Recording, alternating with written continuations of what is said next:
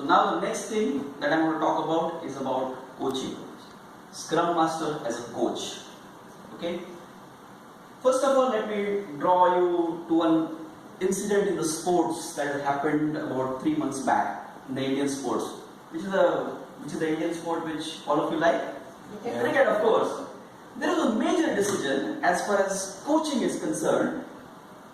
3 months back, 4 months back, after the Champions Trophy final, right? There was a major incident which happened in the coaching. What was that incident? Changing the coach? Yeah, changing the coach. So who was the new coach and who was the outgoing coach? Outgoing was Amit Kulkarni. Yeah, Amit Kulkarni went out and then who came in? Ravi Shastri. Yeah? Okay. When I was actually looking at the newspaper next day, when this change happened, there was a very important sentence that I saw about what Ravi Shastri said after he was appointed as a coach of the Indian team. And I said, this is it. This is the reason. This is the reason why he has actually become the coach. This is it. Do you remember what he said? Do you remember? He said one very, very important statement.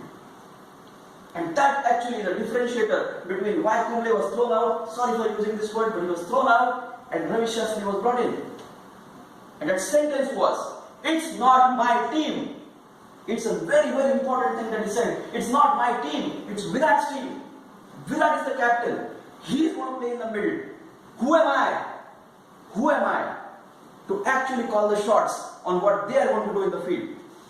My role is a coach. And I am going to help. I am going to facilitate.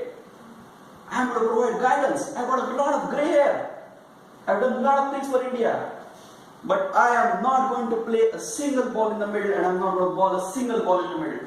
Who am I to actually call the shots? He said, it's not my team, it's Virat's team. Virat is the captain. He said, that's it. This is the reason. Team liked him like anything because he helps, he facilitates. He is the servant leader of the team.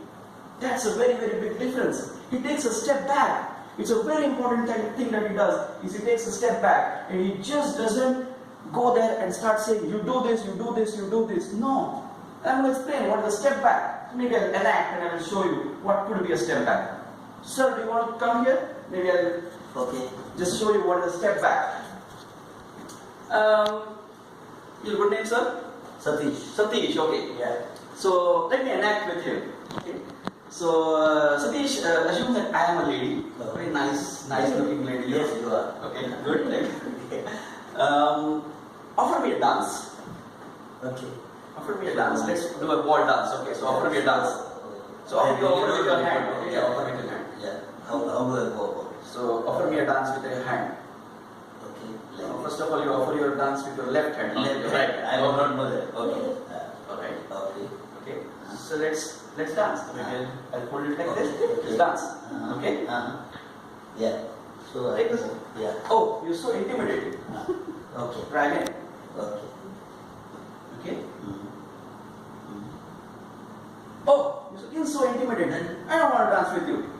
Okay. I'll show you how this could be done better. Okay. Alright. Offer me a dance. Okay. Let's try it again. Now let's take a step back now. Okay. Okay? Okay. Okay. So basically, step back is about telling the person that, you know what, I'm there to help you. It's about being less intimidating. Thank you, sir. You can go back to your seat. Okay? So taking a step back actually makes the other people feel comfortable. If you try and command, if you try and control, it's actually going to put off people.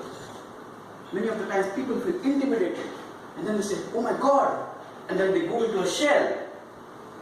They might become defensive. So taking a step back is about letting the team feel that, you know what, I'm there to help you. And that's really a coaching model. That's about a coaching model. Now about what exactly a coach will do, let's talk about a few things about what a coach could do. Let's think about a few techniques which a coach could use to help the team with doing the right things. One of the effective things that a coach does, and as I told you, coach is not a boss of the team. So one of the effective things that coach does could be actually the power questioning. Okay, so he questions or he designs the questions.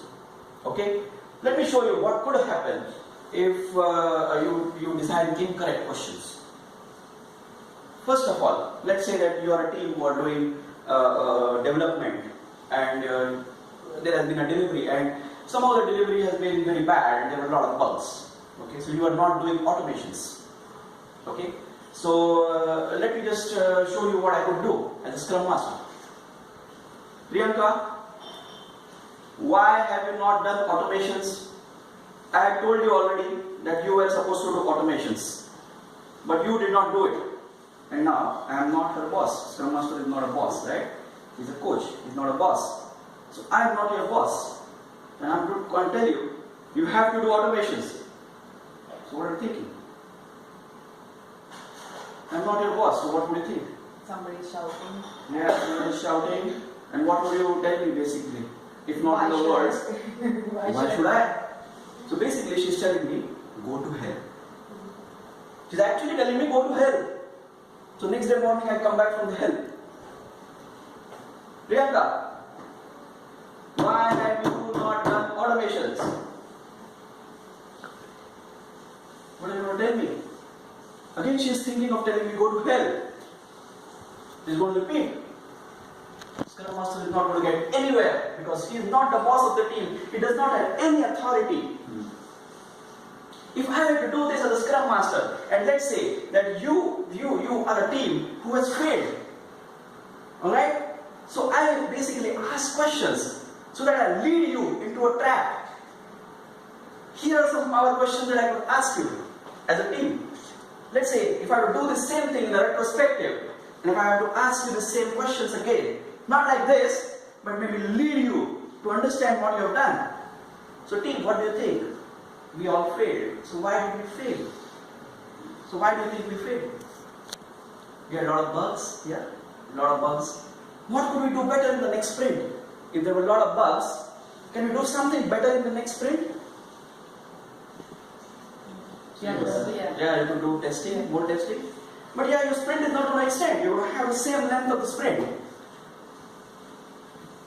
Are you going to get more time in the sprint? No. No, you're not going to get more time. So what are you going to do about it? Work more. Yeah, would you really want to work 18-hour day? And would you want to sacrifice your family life? Probably not. Probably not. Probably not. So what may be a solution? Automation is also. But you know what? You only are saying that automation is not possible. So what do you think would be a right percentage? Because I know automation is a big amount of load for you. So what do you think is could be a right percentage of automation for you? Start with. Maybe 10-20%. 10-20% is good. Very good. Get started. Anybody of you wants to take an initiative on this? And then maybe Priyanka will raise her hand. I will do 10% of automations. You know what? 10% is good enough to start with. And this will improve. Once the team starts feeling, yeah, this is helping me, they will realize it. So essentially as a coach what I did, as a Scrum Master what I did, is I set a trap. And I let the team fall into a trap. And when I let them into a trap, they realize that this is what is going to help me. So instead of me telling you, you realize yourself. See, look, this model that I'm talking about is called a fail fast model. The project manager always tells you, do this and this and this and this and this so that you will not fail. The thing that I'm talking about here is, please do fail, but fail fast. Don't wait for 6 months to fail. Fail now. Realize your own mistakes now. And the faster you realize your mistakes, you're going to do it much better. But please, please, don't repeat your mistakes. Don't repeat the same mistakes again and again. Please fail fast, and then you will realize yourself that you have done a mistake, and that is the way you will do it. Alright? So this is one of the ways I would actually do it in terms of coaching the teams. Retrospective is a very, very good meeting wherein you can talk to the team in this way. My friends, power questioning is one of the very, very good techniques. There are other facilitation techniques. You could use a voting technique, you could ask opinions, so that maybe thumb voting, you do this, and then there is dot voting, where you could actually ask the people to place dots on certain. There are various ways of facilitations. So I'm slowly moving into the third role, which is going to be the Scrum Master as a facilitator. There are various facilitation techniques that you can use to actually make things happen. One of the things that I discussed with you was about this whole power questioning, leading the people into failures and letting them realize themselves. Dot voting techniques, maybe the thumb voting techniques, maybe the the fist of 5, maybe 5, 4. What do you think? This is my fist. This is not good. Oh yeah, this is good. You could use any of these techniques. There are very nice techniques available in the industry. All right.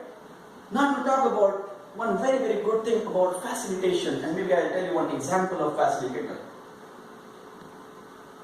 And that example is going to be about a dog. Okay, dog. And the dog is a sheepdog that I'm going to talk about. Sheepdog. Do you know what is a sheepdog? Have you heard about it? Yes. Yes? Yeah. What is a sheepdog? A dog which accompanies shepherd and Shepherd. manages the sheep. Yeah. So basically this sheepdog is used in Europe many times.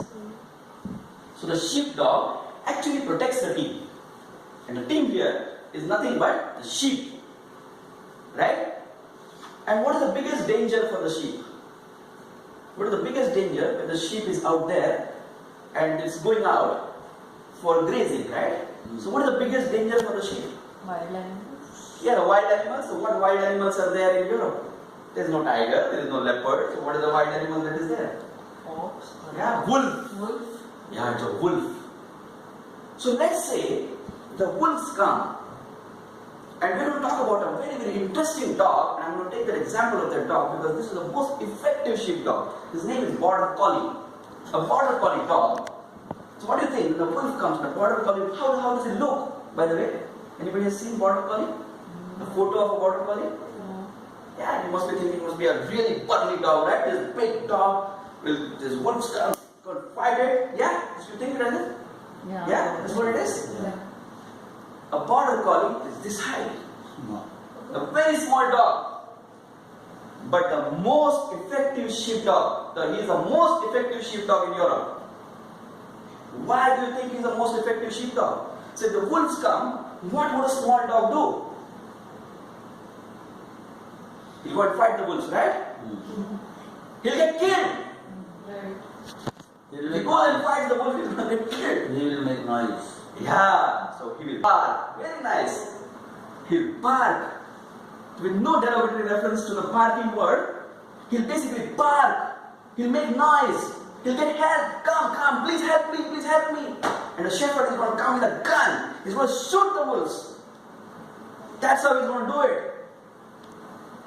Scrum Master actually facilitates by asking help from other people. He may not be the only person who actually helps. He might actually go outside, get help. That's facilitation.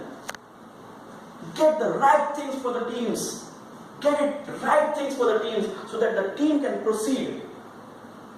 The team will feel protected. The team will actually proceed without any issues.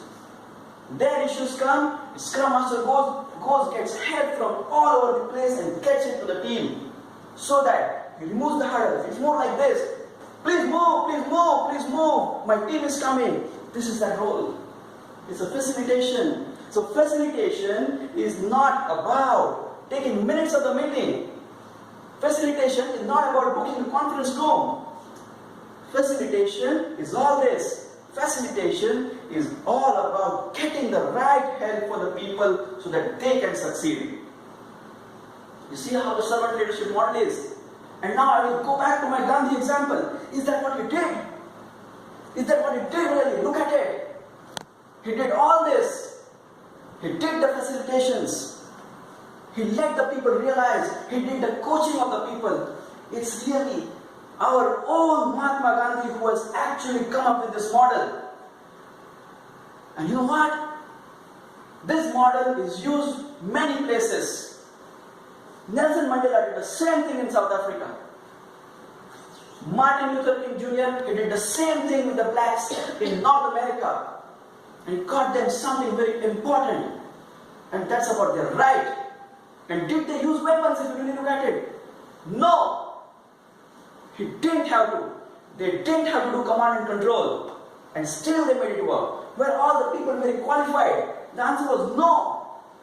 It was the poor people, it was the underprivileged people, and he made it happen with the underprivileged and the poor people by just showing them mirror.